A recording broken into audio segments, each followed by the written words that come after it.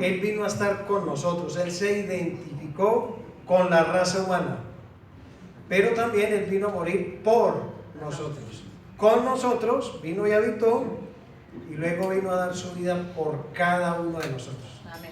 Bueno, mis amados hermanos, en esta mañana deseo compartir con ustedes un tema muy especial acerca de la unidad de la iglesia.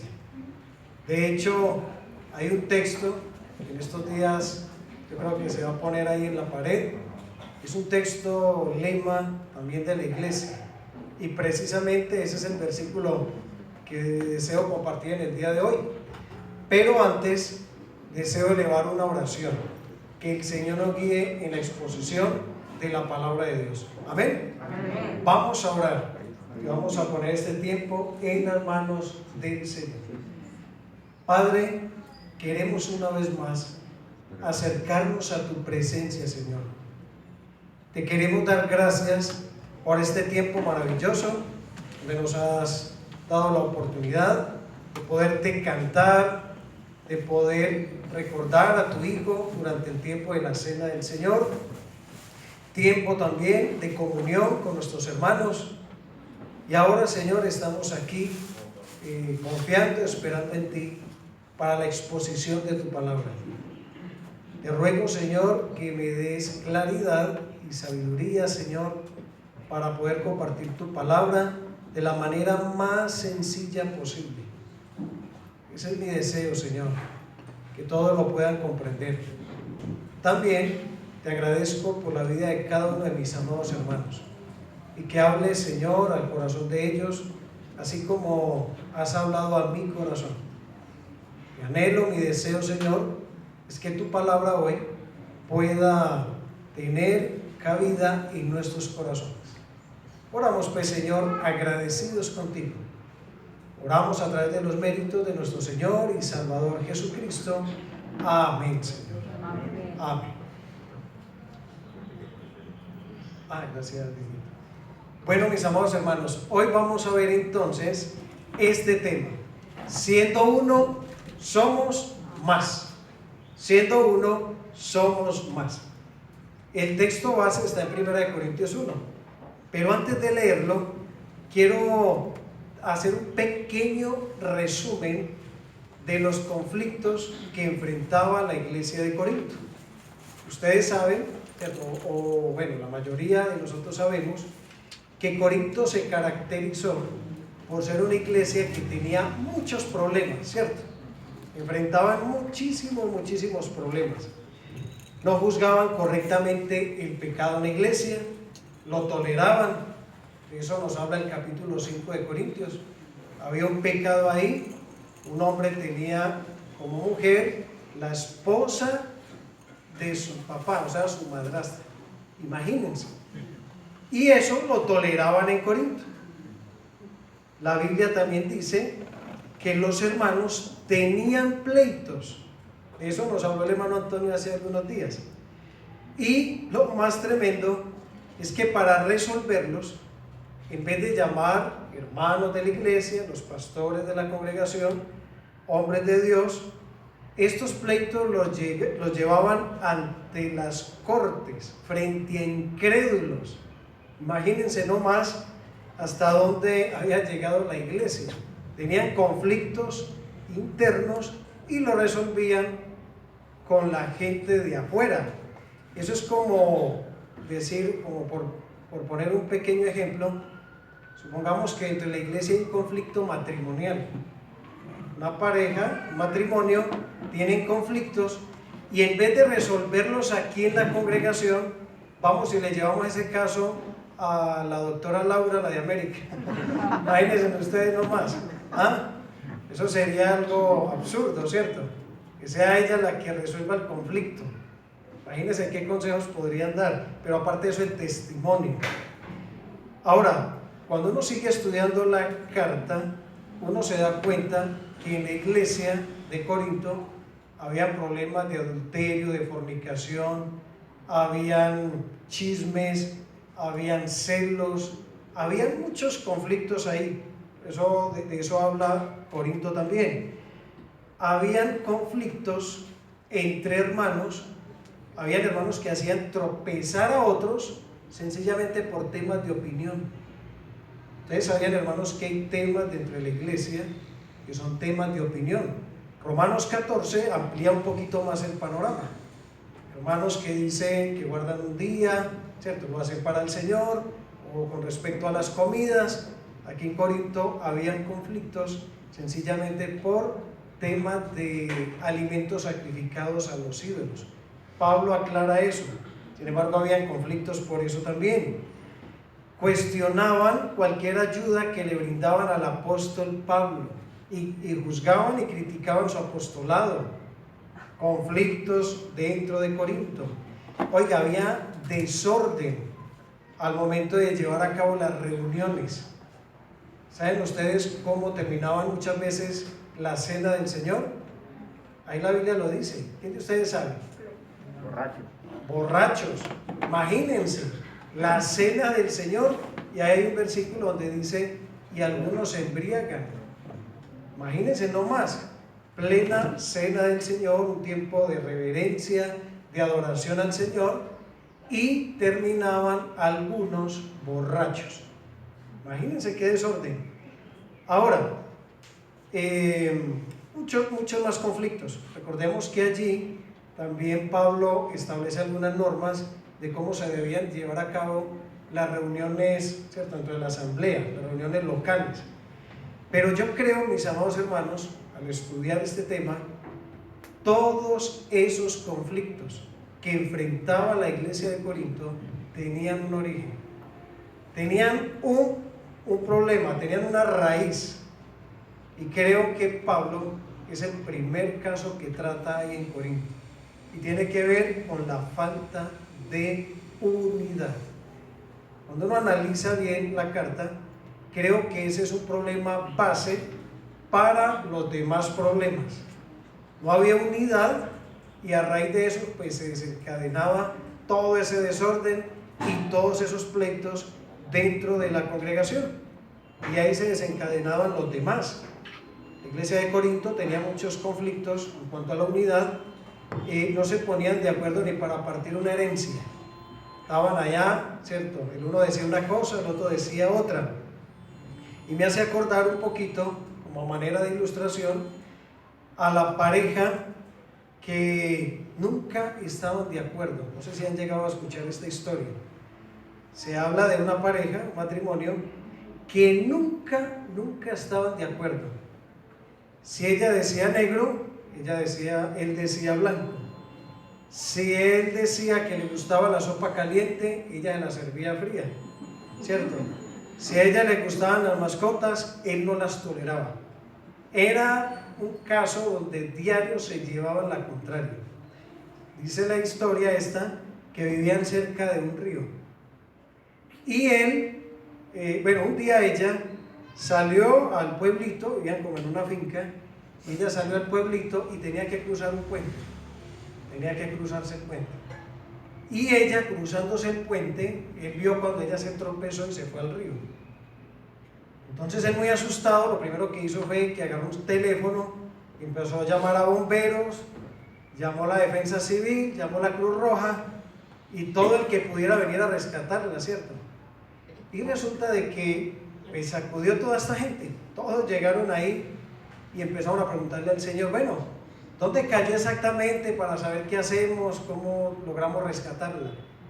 Y él llega y les dice: miren, ella se cayó precisamente aquí cruzando este puente, pero ella me lleva tanto la contraria a mí que búsquenla en río arriba. O sea, a ella no la van a encontrar río abajo, es tanta la contraria que me lleva que la van a encontrar río arriba. Ahora, mis hermanos, esto era como una especie de ilustración aquí.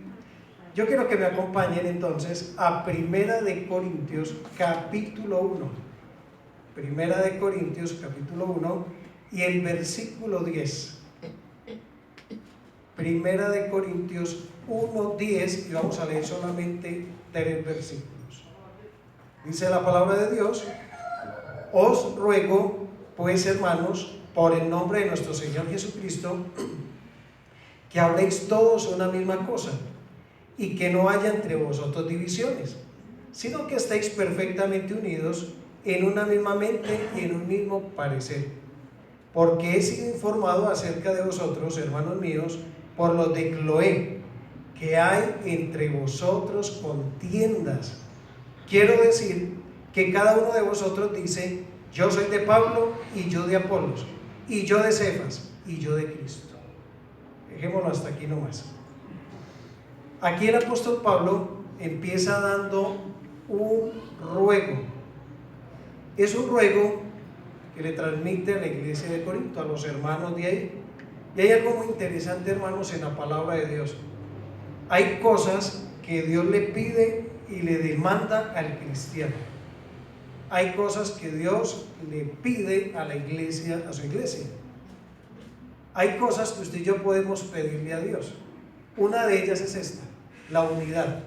Cuando nos devolvemos un poquito ahí a Romanos capítulo 15 y el versículo 5 y 6, una hojita nomás, ¿cierto? Romanos 15, 5 y 6 dice la palabra de Dios: pero el Dios de la paciencia y de la consolación os dé entre vosotros un mismo sentir según Cristo Jesús, para que unánimes a una voz glorifiquéis al Dios y Padre de nuestro Señor Jesucristo.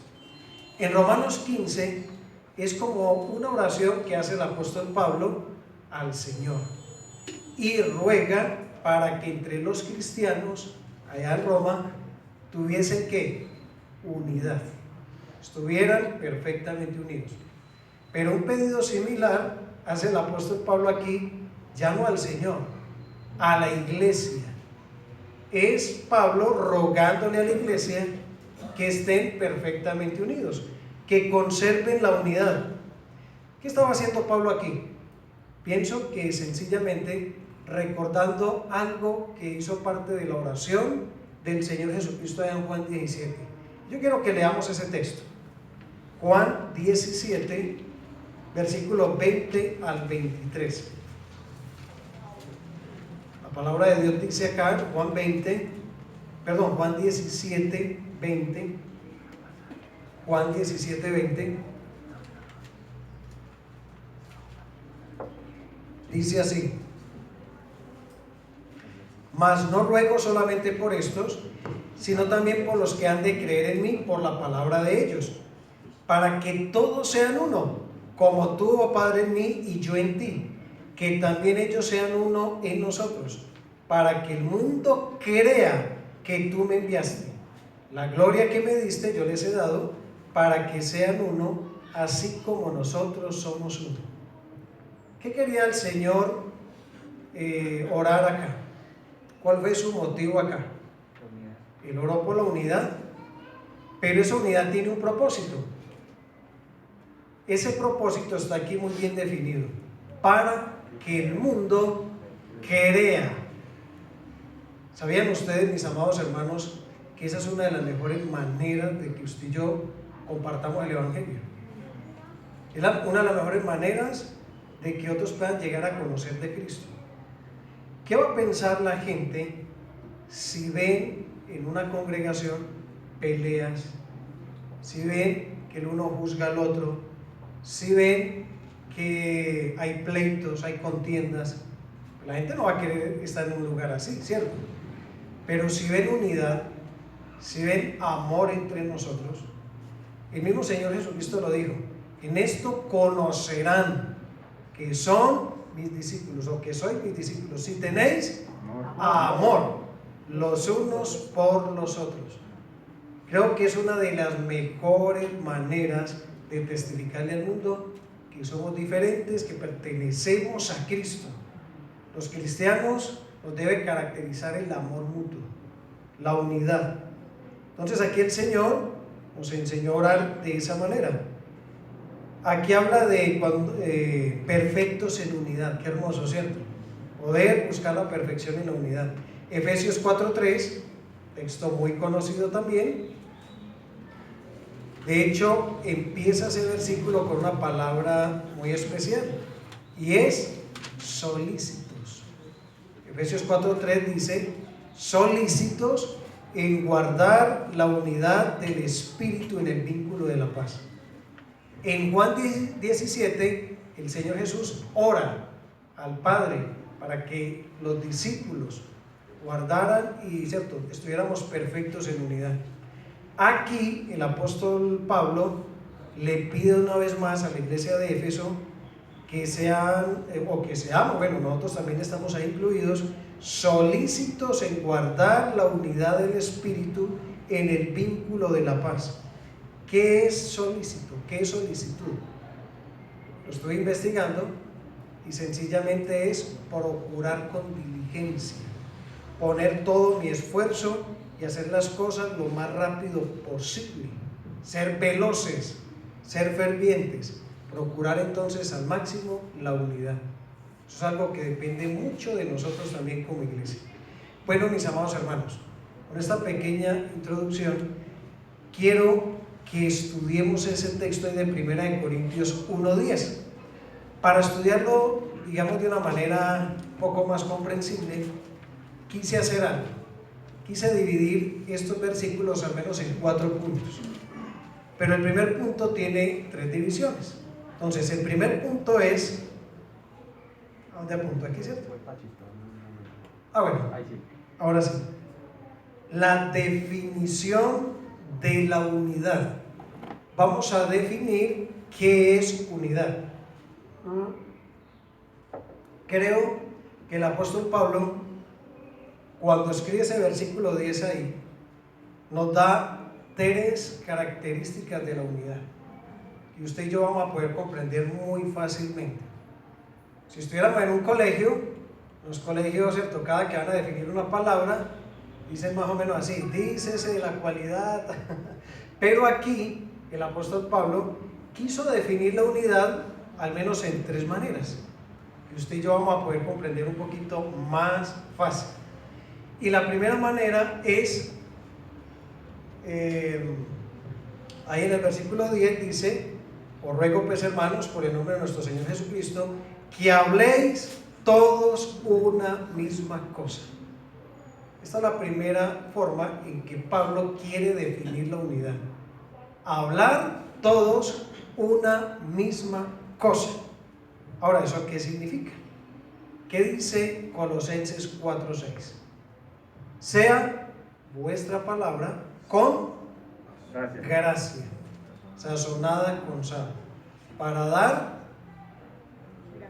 Para que sepáis cómo debéis responder a cada uno. Exactamente, para que sepáis cómo debéis responder a cada uno. Eso lo dice Colosenses 4:6. Una palabra con gracia, una palabra con sabor, porque ahí habla de sal, significa una palabra con edificación, no una palabra con religiosidad, que el mundo pueda notar la diferencia. Y hay un ejemplo muy especial en la Biblia, y yo digo que es especial, ya les voy a decir por qué, y está en Mateo 26:73. Mateo 26:73, aquí hay un ejemplo precioso respecto a esto. Dice la palabra de Dios, Mateo 26:73.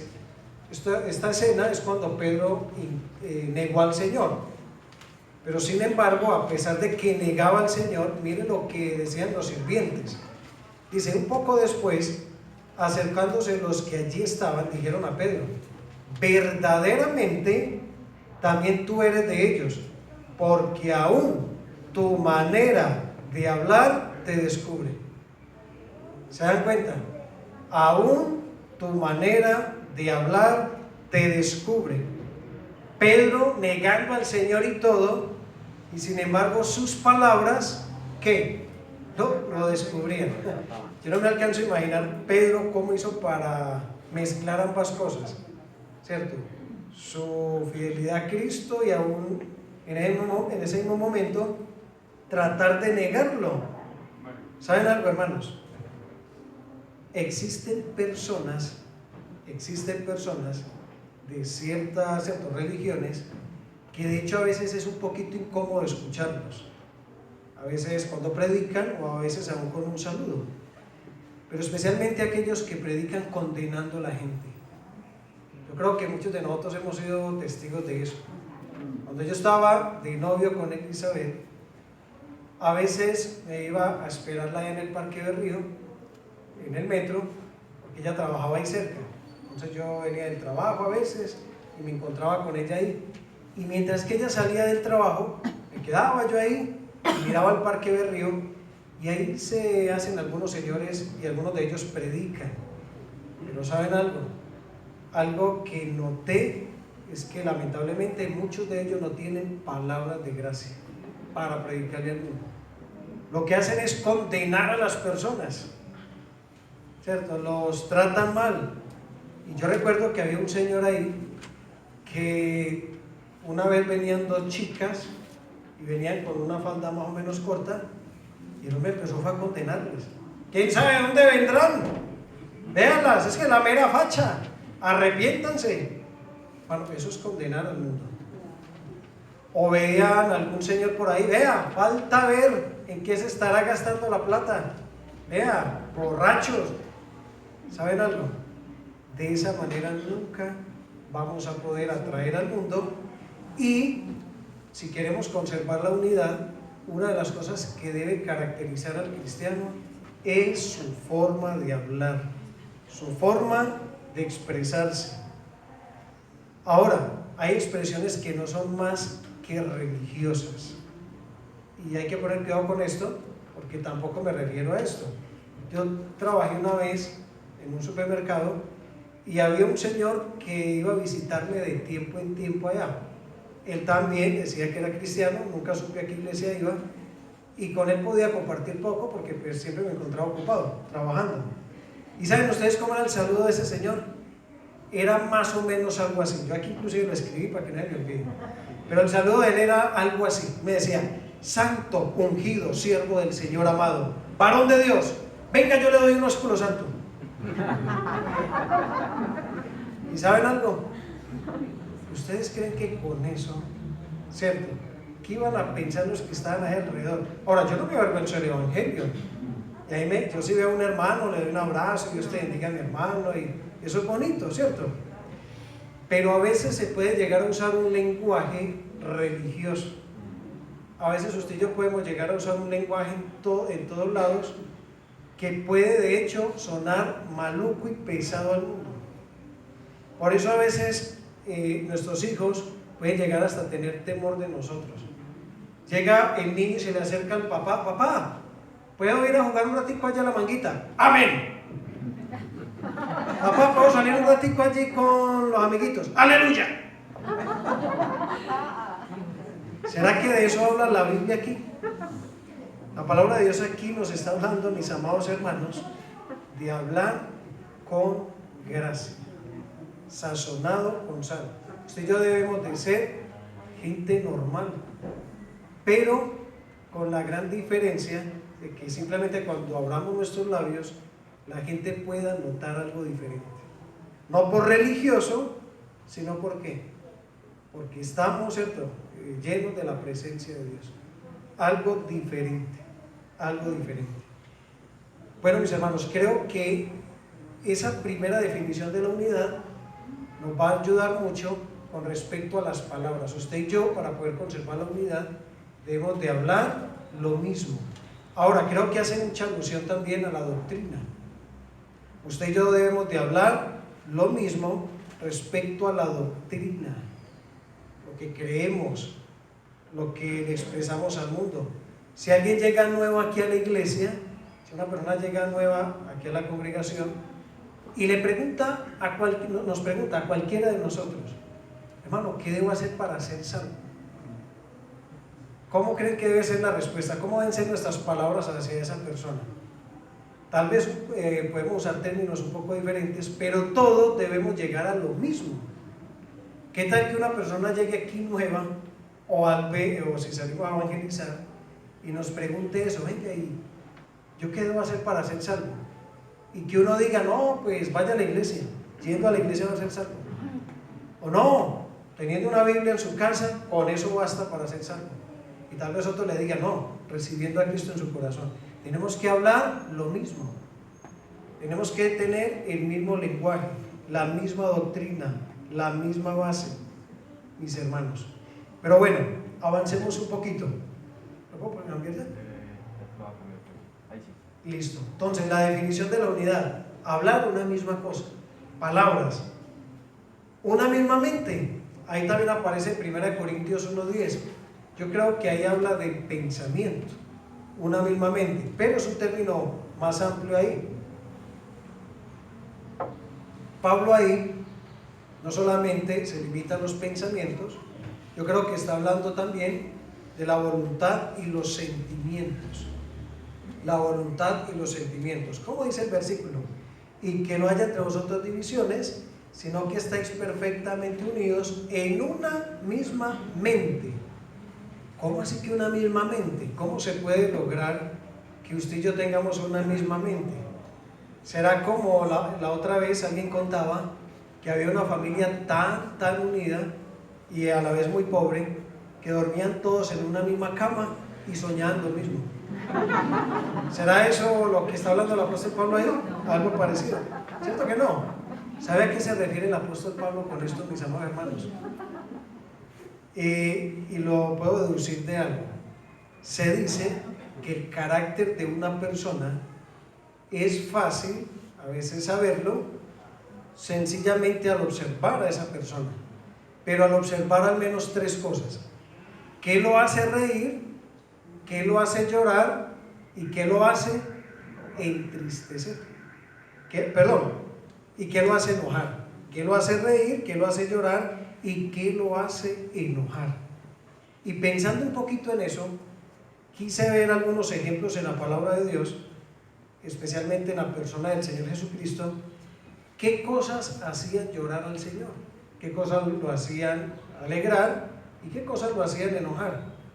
Porque si usted y yo queremos tener el mismo pensamiento y tener la misma actitud, los mismos sentimientos del Señor, pues tenemos que mirarlo a Él, ¿cierto?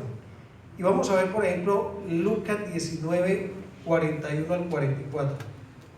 Lucas 19.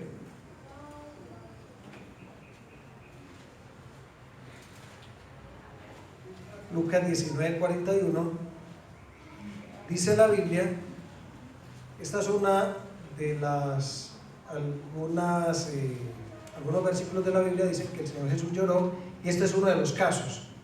Dice Lucas 19, 41, y cuando llegó cerca de la ciudad, al verla lloró sobre ella, diciendo: oh, si también tú conocieses a lo menos en este día lo que es para tu paz, mas ahora está encubierto de tus ojos, porque vendrán días sobre ti cuando tus enemigos te rodearán con vallado y te sitiarán, y por todas partes te estrecharán, y te derribarán a tierra, y a tus hijos dentro de ti, y no dejarán en ti piedra sobre piedra, por cuanto no conociste el tiempo de tu visitación.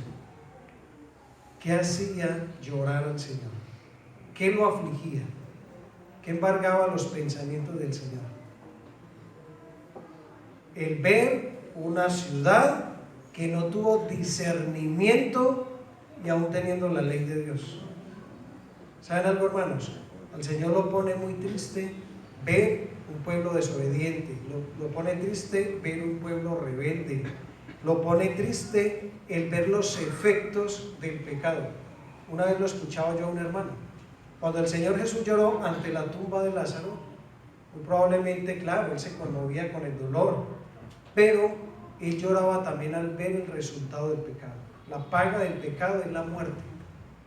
Usted y yo tenemos ese mismo sentir, esa misma mente. Entristecernos al ver las multitudes que vagan como ovejas sin pastor. No sé, hermanos, ustedes que experimentan cada vez que de pronto tenemos la oportunidad de estar en un lugar alto y contemplar una ciudad. Por ejemplo, Medellín. Medellín es una ciudad que casi que desde cualquier punto se logra ver, ¿cierto? Un lugar alto. O cuando usted va en el Metrocable y ve todas esas casitas, toda esa gente, ¿qué siente o qué sentimos usted y yo? Nos conmovemos, nos duele ver la gente cuando vamos por las calles y vemos los grupos de jóvenes, ¿cierto? En las drogas. Esta mañana yo salía de mi casa con los niños, Elizabeth temprano, y ahí cerquita, como a unas 2 cuadras, colocaron una venta de licor. Les digo una cosa, hermanos, qué tristeza ver a los jóvenes perdidos en los vicios. He tenido la oportunidad ya de predicarle a algunos de esos chicos, y algunos escuchan y atienden. Pero ¿saben algo? No sé, hermanos, ustedes qué sienten, pero Dios desea que usted y yo tengamos esa misma mente, ¿cierto? Que tengamos ese mismo sentir de llorar por la gente que aún no tiene a Cristo, y de llorar al ver la gente que va rumbo a una condenación. Ahora, ¿qué hizo alegrar el corazón del Señor? Miremos Lucas 10, Lucas 10, 21. Lucas 10, 21. No sé por qué cada vez que pintan al Señor Jesucristo, lo pintan serio, ¿cierto? Pues yo me imagino que el Señor era muy alegre. ¿Qué dice Hebreos? Dice que Dios el Padre lo ungió con óleo de alegría, más que todos tus compañeros. Y miren acá un ejemplo precioso, Lucas 10, 21, dice: en aquella misma hora Jesús se regocijó en el Espíritu y dijo: yo te alabo, Padre, Señor del cielo y de la tierra, porque escondiste estas cosas de los sabios y entendidos y las has revelado a los niños. Sí, Padre, porque así te agradó. Yo creo, mis hermanos, que el Señor Jesús se gozó aquí al ver cómo gente, tal vez sin mucho estudio, o al ver tal vez gente no muy preparada, entendían los misterios de Dios, cómo podían tener más claridad sobre las Escrituras. Y yo pienso que cuando habla, ¿cierto?, aquí de niños, bueno, uno puede pensar también en los niños, pero puede hablar de personas en un grado de madurez un poquito menor, pero al igual eran personas que entendían y captaban el mensaje del Señor. Y ¿saben algo? Ese mismo gozo lo experimentó Pablo allá en Filipenses 1, algo similar. Miren lo que Pablo dijo acá en Filipenses 1, y el versículo 4 al 6 dice: siempre en todas mis oraciones rogando con gozo por todos vosotros, por vuestra comunión en el Evangelio desde el primer día hasta ahora, estando persuadido de esto, que el que comenzó en vosotros la buena obra la perfeccionará hasta el día de Jesucristo. Este texto lo usamos mucho, pero este texto viene conectado a una oración que Pablo hacía con gozo a Dios al ver que gente pasaba de muerte a vida, y que una vez tenían vida en Cristo empezaban a crecer y a madurar en la fe. Qué hermoso, ¿cierto? Empezaban a ver el crecimiento espiritual. Yo no sé, mis hermanos, pero creo que en eso nos debemos de gozar nosotros. La iglesia aquí, y es algo que me encanta acá de la congregación, es una congregación que establece dos requisitos para servir en la obra de Dios. Uno es, bueno, y están de hecho en la Biblia, la fidelidad, y el otro es ser idóneos. De hecho es lo que dice la Biblia, ¿cierto, hermanos? Ser fiel y ser idóneo. Y me gusta mucho porque en la congregación no hay esos celos, no hay como esa envidia. Yo lo he visto en otros lugares. Hay pastores celosos, hay pastores que ven que un hermano empieza a crecer y a madurar, y en vez de gozarse y alegrarse por eso, forman una rivalidad y ven ya a ese hermano como un opositor. Hombre, antes nos gozamos, nos alegramos de ver que el Señor añade a su iglesia hermanos maduros, hermanos que, ¿cierto?, se les ve el crecimiento, hermanos que se les ve que van ¿cierto?, creciendo pues en el Señor, conociendo más de su palabra. Eso era causa de gozo para el Señor. Eso es una misma mente. Y ahora, ¿qué hacía enojar al Señor? Yo creo que ya todos sabemos el texto, ¿cierto? Vamos allá a Lucas 19. Lucas 19, una vez más. Lucas 19, versículos 45 al 48. Y entrando en el templo, comenzó a echar fuera a todos los que vendían y compraban en él, diciéndoles: escrito está, mi casa es casa de oración, mas vosotros la habéis hecho cueva de ladrones. Y enseñaba cada día en el templo, pero los principales sacerdotes, los escribas y los principales del pueblo procuraban matarle, y no hallaban nada que pudieran hacerle, porque todo el pueblo estaba suspenso oyéndolo. Hermanos, hay un enojo que la Biblia condena. Obviamente, hay enojo que Dios condena. No se ponga el sol sobre vuestro enojo. Pero hay un enojo que es correcto. Cuando usted y yo nos enojamos por las cosas correctas. El Señor Jesucristo se enojó. De hecho, la escena en el templo creo que fue en 2 ocasiones. Una empezando su ministerio, otra finalizando su ministerio. Y en ambas el Señor empezó a volcar mesas. Y se enojó. ¿Por qué se enojó el Señor? Al ver que su casa, que era casa de oración, la convirtieron en cueva de ladrones, un lugar de codicia, un lugar de codicia. Mis amados hermanos, usted y yo experimentamos eso mismo. ¿Usted y yo queremos guardar la unidad? Amén, yo espero que sí. Entonces debemos de hablar una misma cosa, y dentro de lo que debemos de hablar, entonces debemos de guardar, poner cuidado lo que expresamos, lo que decimos, pero también debemos de poner cuidado con las actitudes y pensamientos que usted y yo tenemos para poder mantener esa unidad. Pero hay algo más en el versículo de 1 Corintios 1:10. ¿Qué leíamos allá? Ese es el tercer puntico de este primero. Para pasarlo ahí, lo paso acá.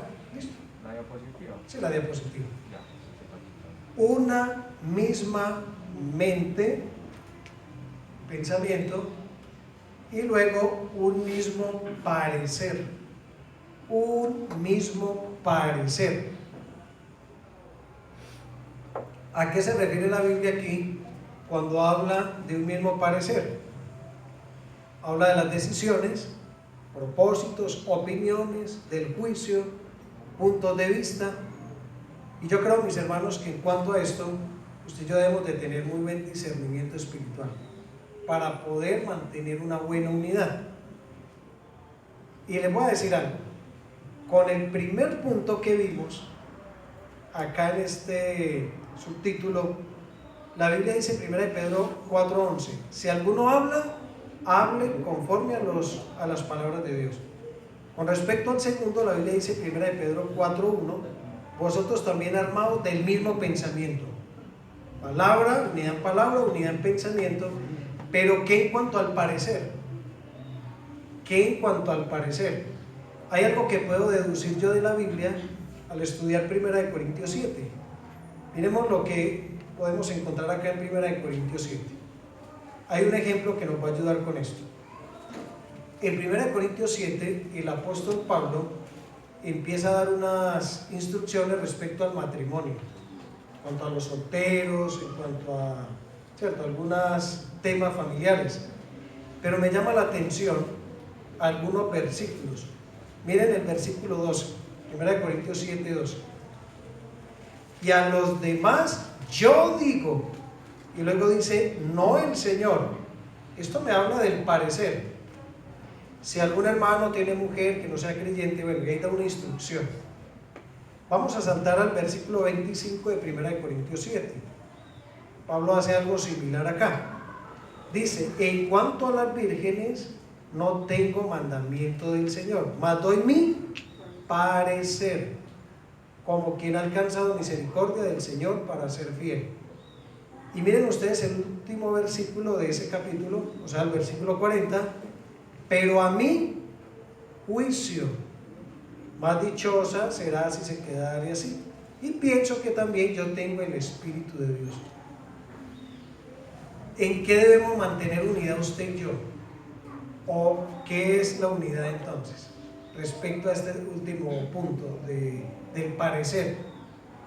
Hermanitos, hay cosas que en la Biblia no están muy especificadas. Ahora, ¿a qué me refiero con esto? Lo que usted y yo necesitamos, aquí está todo. La Biblia está completa y está perfecta, no le falta absolutamente nada. Pero hay algunos temas o hay algunos asuntos donde la Biblia no es específica. Un ejemplo muy sencillo, el tema de la vacuna. ¿Quién de ustedes ha encontrado un versículo en la Biblia que diga no vacunéis? O vacúnense. O, por ejemplo, el típico caso de fumar. La Biblia no dice no fumarás. Pero ahí es donde se debe aplicar la unidad y tener discernimiento para que al momento de dar un parecer podamos mantener la unidad y sin irnos a equivocar. La Biblia tiene principios, demasiados, y esos principios son los que nos van a ayudar a usted y a mí a poder guardar la unidad en ciertos casos. Un ejemplo bien puntual es el mismo que Pablo aquí está dando en 1 Corintios 7.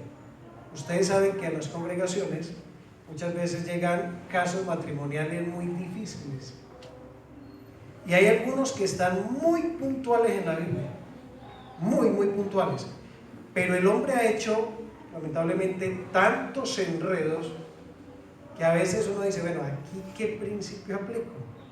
¿Aquí qué puedo hacer con esta situación?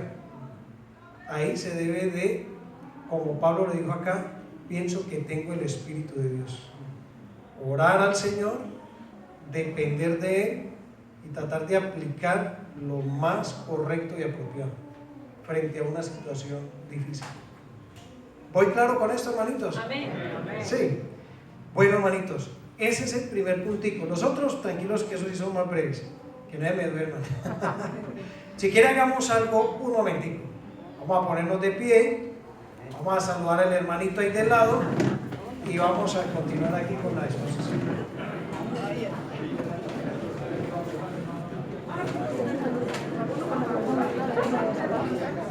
Las hermanas aprovechen y le dan un beso a su esposo y viceversa.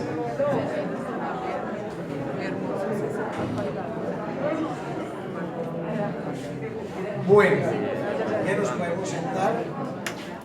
Eso, gracias, hermanitos. Eso está muy bien. Eso nos ayuda un poquito, ¿cierto? Bueno, vamos a pasar al segundo punto. Entonces ya vimos ahí la definición de la unidad. ¿Cierto? Habláis una misma cosa, una misma mente, un mismo parecer. Y lo pudimos sacar en 3 palabras por la letra P. Palabras, pensamiento y parecer. Listo. Ahora vamos a un segundo punto. La defensa de la unidad. Hay que defender la unidad, pero vamos a ver en qué forma se hace. 1 Corintios 1:11. Ahí el mismo texto nos lo dice. Nos da al menos una pauta y vamos a ampliar un poquito más acá. 1 Corintios 1:11. Porque he sido informado acerca de vosotros, hermanos míos, por los de Cloé, que hay entre vosotros contiendas. A este versículo le coloqué entonces ese punto, la defensa de la unidad. ¿En qué consiste la defensa de la unidad?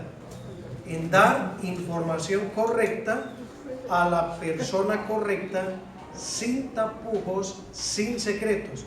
Este es un principio de conducta cristiana. ¿Sabían, mis hermanos? Pablo se enteró de casi todos estos problemas, y al menos de la falta de unidad, por los hijos de Cloé.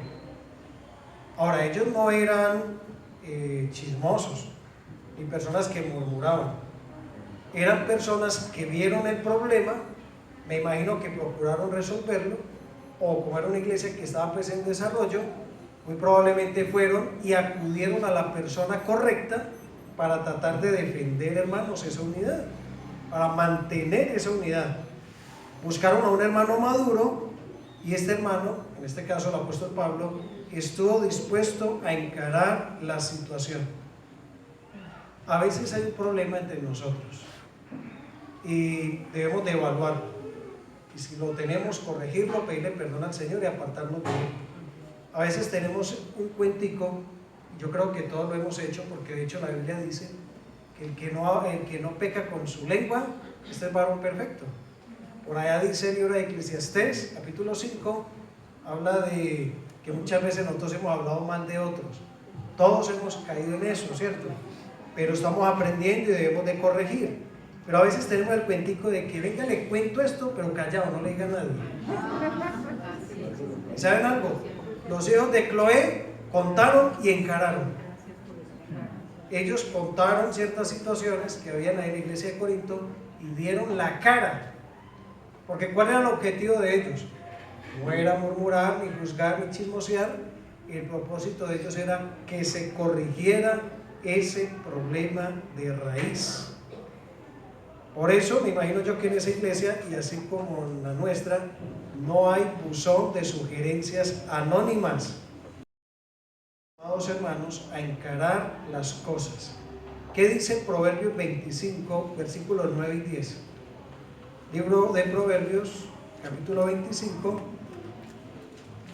versículos 9 y 10. Esto es tratando de defender la unidad, de guardar esa unidad. Dice, trata tu causa con tu compañero y no descubras el secreto a otro.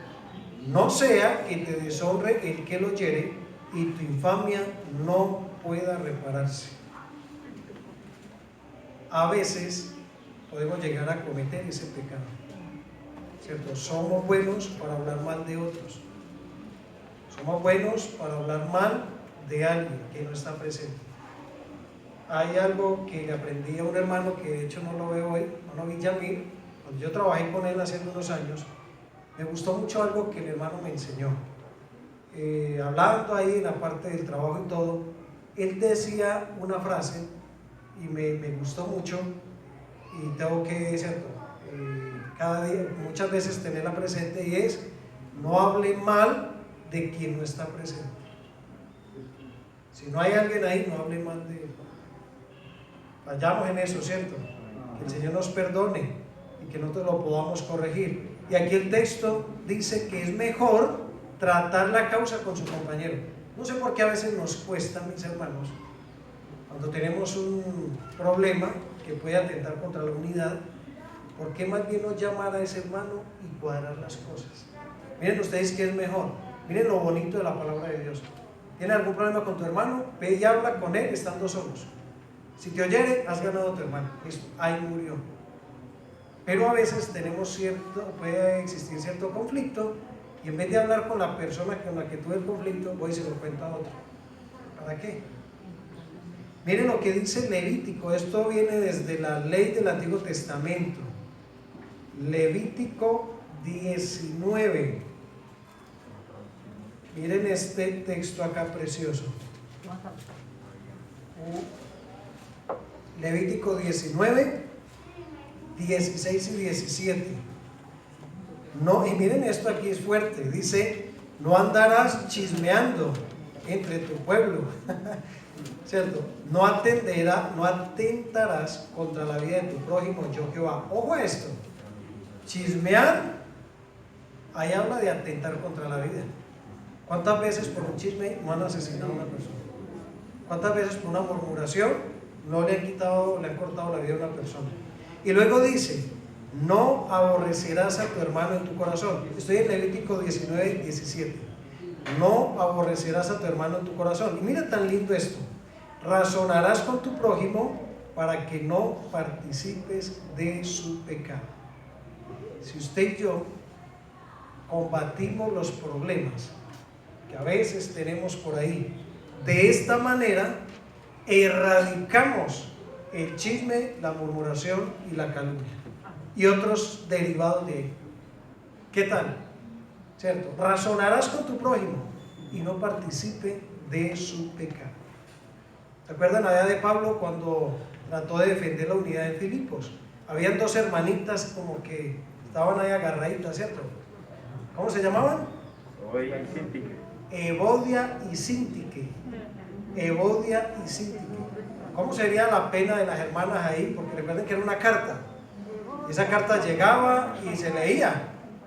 Y allá el hermano que la recibió, bueno, aquí Pablo nos dice, luego a Evodia y a Síntique, y tal vez ya ahí sentadas, que sean de un mismo sentir en el Señor. Así que, hermanas, dejen la pelea, ¿Cierto?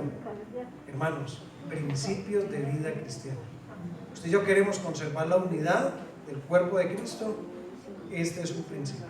Vamos a otro puntico. Ahora ahí con otra diapositiva. Listo, Paquito. Listo. Esto es la división de la unidad. La división de la unidad. Entonces hemos visto la definición, hemos visto la defensa, ahora vamos a ver la división. ¿Cómo así que la división de la unidad? Ahí mismo, 1 Corintios 1:12. 1 Corintios 1:12. Este va a estar muy enlazado ya con el último punto. 1 Corintios 1:12. Dice la Biblia, estoy en segunda. Bueno, gracias. Dice, quiero decir que cada uno de vosotros dice, yo soy de Pablo, yo de Apolos, y yo de Cefas, y yo de Cristo. Aquí podemos ver una división. Se estaban formando grupitos, partidos dentro de la misma iglesia. Hoy en día, ¿cómo es que se les llama a esos grupitos? ¿Cómo? No, ¿cómo es? Roscas. A veces hay rosquitas dentro de la iglesia. Hermanos, la iglesia no debe ser un lugar para... ¿Cómo, hermano? La rosca paisa. Dice acá el hermanito. Hermanitos, somos un cuerpo y un cuerpo no puede estar dividido ni fragmentado.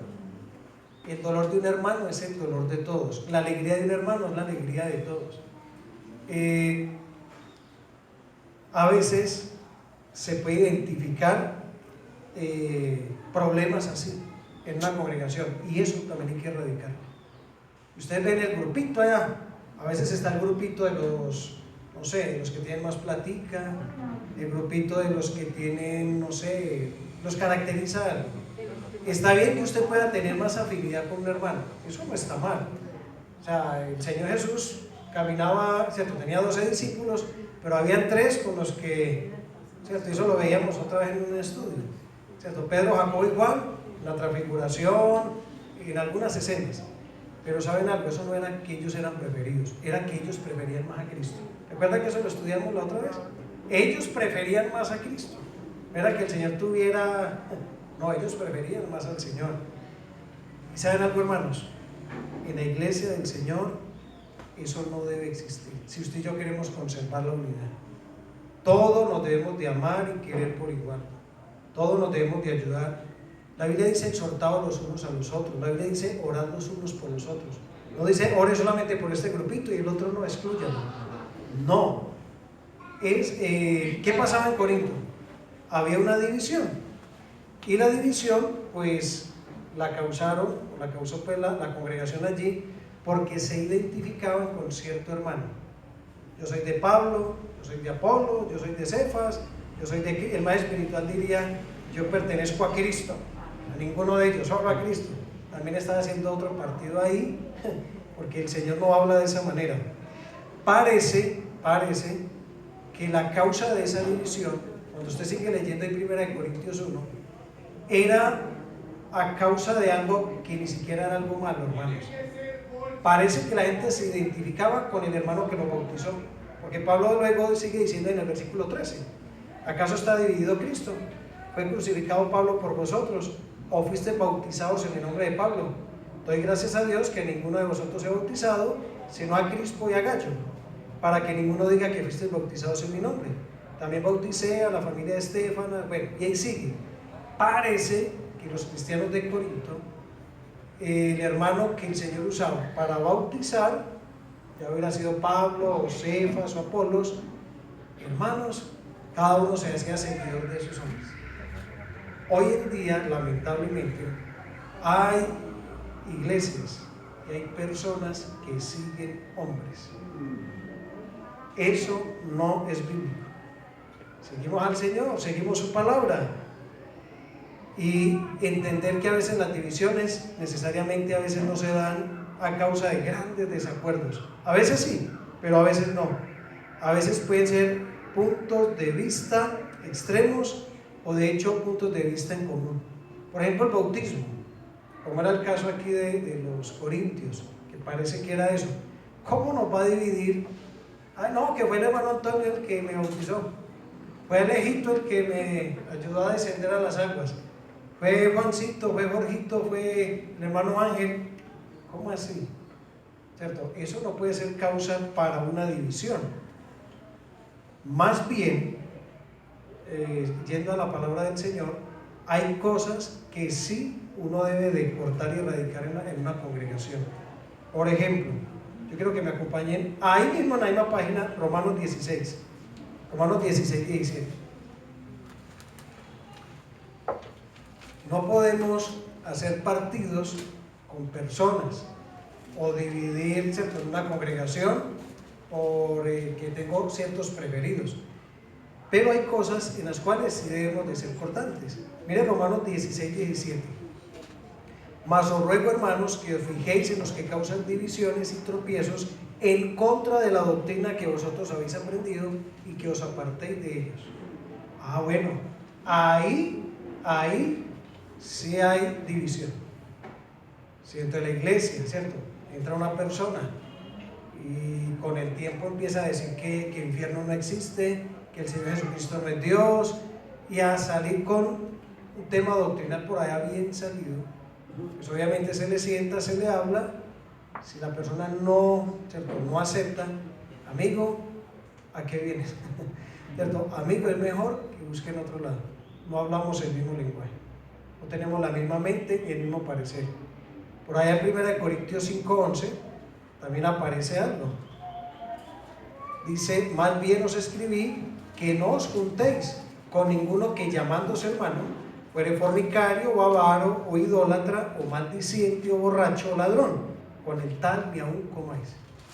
Una persona que diga que es de Cristo, pero que tenga esta conducta, que tenga este comportamiento, ahí sí, ¿cierto?, hay que hacer un alto y poner cada cosa en su sitio. Y bueno, vamos a finalizar ya con este último punto. También está basado ahí en 1 Corintios 1:12. Ahí podemos extraer el otro principio, es la diversidad de la unidad. La diversidad de la unidad. Versículo 12. Dice la Biblia: quiero decir que cada uno de vosotros dice: yo soy de Pablo, y yo de Apolos, y yo de Cefas, y yo de Cristo. Aquí la Biblia menciona, 4 personas, incluyendo pues al Señor Jesucristo, pero quiero detenerme un poquito más en Pablo, Apolos y Cefas. Al parecer ellos no eran los del problema, parece que no. El problema era gente que se inclinaba por alguno de ellos. Cada uno de ellos tenía su fortaleza. ¿Saben algo, hermano? La unidad tiene diversidad. Cuando pasamos, por ejemplo, ahí a 1 Corintios 3, versículo 5, 1 Corintios 3, 5, dice la palabra de Dios: ¿qué pues es Pablo y qué es Apolos? Servidores por medio de los cuales habéis creído, y eso según lo que a cada uno concedió el Señor. Yo planté, Apolo regó, pero el crecimiento lo ha dado Dios. Aquí hay algo que podemos extraer de la unidad. La unidad es diversa. La unidad no significa que somos fotocopias. La unidad no significa de que somos exactamente iguales en todo. En la unidad hay diversidad. Sería muy bueno, por causa de tiempo, no, ¿cierto?, esto daría para otra predicación, pero si usted analiza la vida de cada uno de estos hombres, cada uno de ellos era fuerte en algún área, en el servicio, en la obra de Dios. Usted mira a Pablo era un misionero incansable, un pastor, evangelista, fuerte en la doctrina. Apolos, ¿qué sabemos de Apolos? ¿Que él era qué? Elocuente, muy bien. ¿Qué más? Poderoso en las escrituras. Parece que era un buen orador, solo que Priscila y Aquila luego lo tomaron aparte y le ayudaron a alinearse un poquito. Cefas, tal vez Cefas era más sencillo, más práctico, más arriesgado. Y saben algo, hermanos, dentro de la iglesia del Señor hay diversidad. Aquí hay unos hermanos, ¿cierto?, en un área, otros en otra, Esto no es cuestión de competir, lo que hay que hacer es complementar.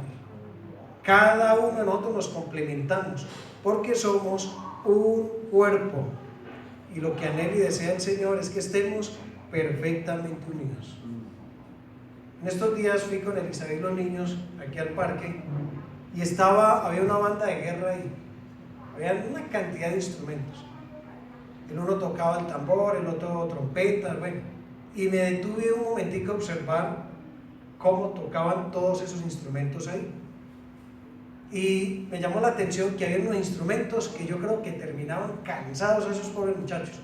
El de los tambores era tararán, y eso tocaba platillos, bueno.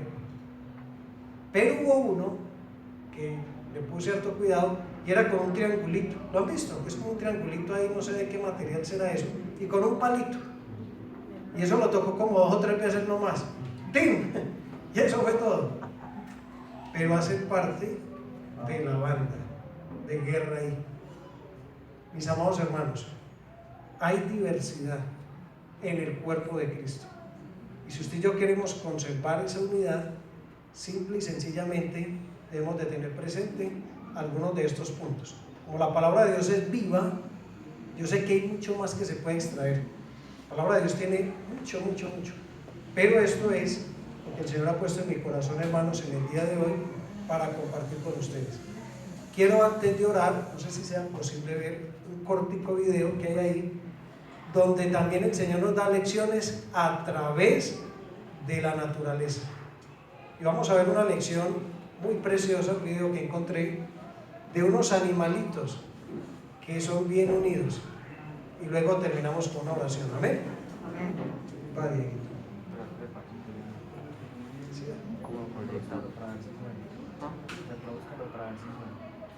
Está ahí mismo en el... Acá. ¿Quiere frenarlo? Si entre amigos fuéramos gansos.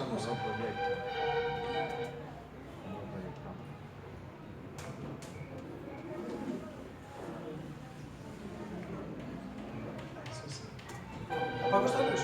Vamos a apagar esta. Ya, Pachito. ¿Así se ve bien? Sí, está bien. Si entre amigos fuéramos gansos.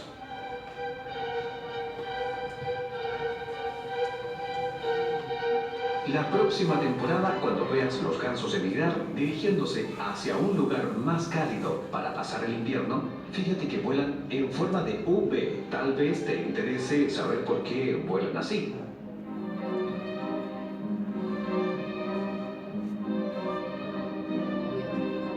Al volar en formación de V, la banda entera aumenta en un 71% el alcance de vuelo, con relación al de un pájaro volando solo.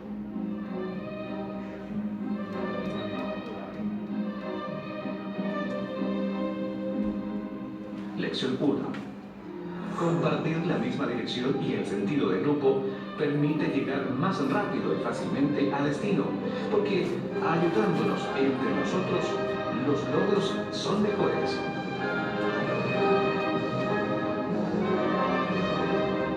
Cuando un ganso sale de la formación, siente la resistencia del aire y la dificultad de volar solo. Entonces, rápidamente, retorna a la formación para aprovechar el poder de la elevación de los que están a su frente.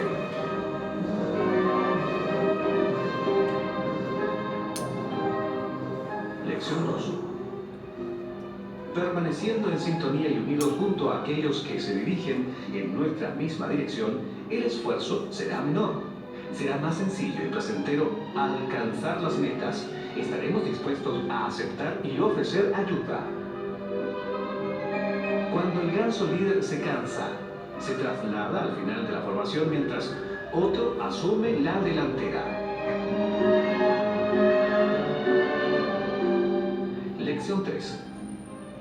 Compartir el liderazgo. Respetarnos mutuamente en todo momento.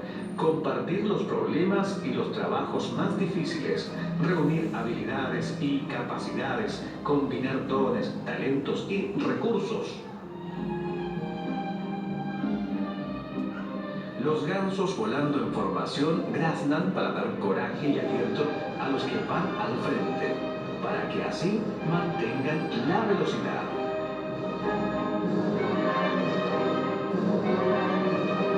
Lección 4. Cuando hay coraje y aliento, el progreso es mayor. Una palabra de aliento a tiempo motiva, ayuda, da fuerza, produce el mejor de los beneficios. Cuando un ganso se enferma, es herido o está cansado y debe salir de la formación, otros salen de ella y lo acompañan para ayudarlo y protegerlo. Permanecen con él hasta que muera o sea capaz de volar nuevamente.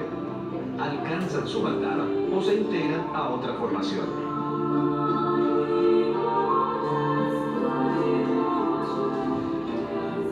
Lección 5. Estemos unidos uno al lado del otro, pese a las diferencias, tanto en los momentos de dificultad como en los momentos de esfuerzo. Si nos mantenemos uno al lado del otro, apoyándonos y acompañándonos,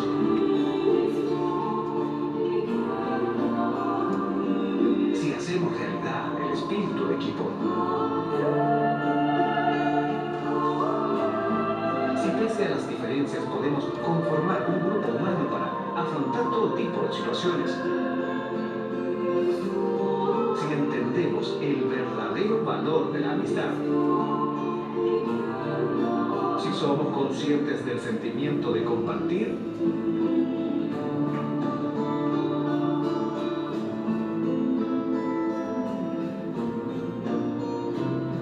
la vida será más simple y el vuelo de los años más placentero.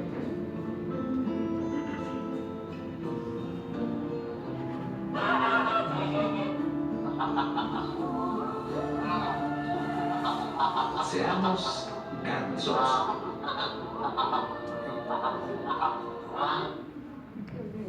Bueno, hermanitos, tremendas lecciones que Dios nos da, ¿cierto? Y aunque este es un video que se grabó pues así como de, no pues cristiano, tiene lecciones para nosotros, ¿cierto? Oremos y ya, hermanitos, para que podamos salir. Vamos a orar. Padre, te queremos dar muchas gracias por tu palabra preciosa, maravillosa, por la manera, Señor, en que hablas a nuestras vidas. Tantas cosas, Señor, para aprender, para corregir, tantas lecciones, Señor, para poner por obra. Y oramos, Señor, por tu iglesia aquí en Medellín. Gracias, Señor, por la unidad del Espíritu en el vínculo de la paz. Gracias, Señor, porque a pesar de que somos diferentes, todos nosotros tenemos una historia diferente, un pasado diferente, Señor, hallamos unidad en la persona del Señor Jesucristo. Gracias porque Él nos reunió, Él nos salvó por medio de su sangre preciosa y nos hizo partícipes, Señor, de esta congregación. Si hay algo que anhelamos y deseamos, Señor, es que cada día podamos mantener esa unidad. Perdónanos, Señor, cuando a veces no la procuramos, pero ayúdanos, Señor, cada día a ir corrigiendo cosas, a ser mejores. Gracias, Señor, por lecciones que podemos aprender aún de la naturaleza.